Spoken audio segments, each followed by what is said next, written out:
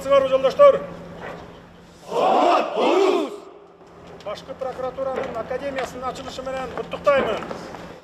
Ура! Ура! Ура!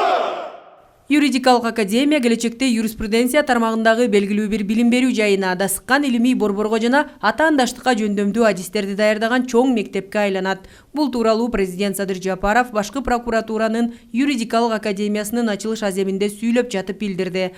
Аталган окуу жайы прокуратура, юстиция, укук коргоо жана сот органдарынын кадрларын даярдоо системасын өркүндөтүү максатында түзүлгөн.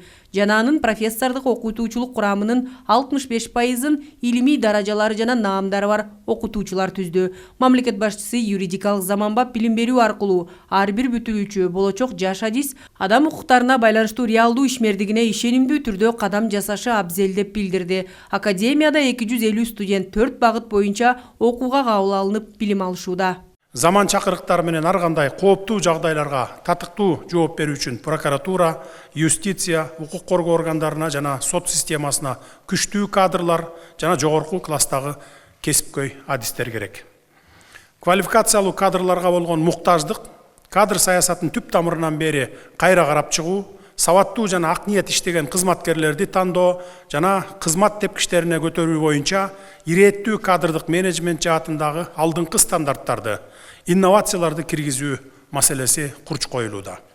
Ушуга байланыштуу 2023 жылы Кыргыз Республикасынын башкы прокуратурасынын юридикалык академиясын түзүү чечими кабыл алынган.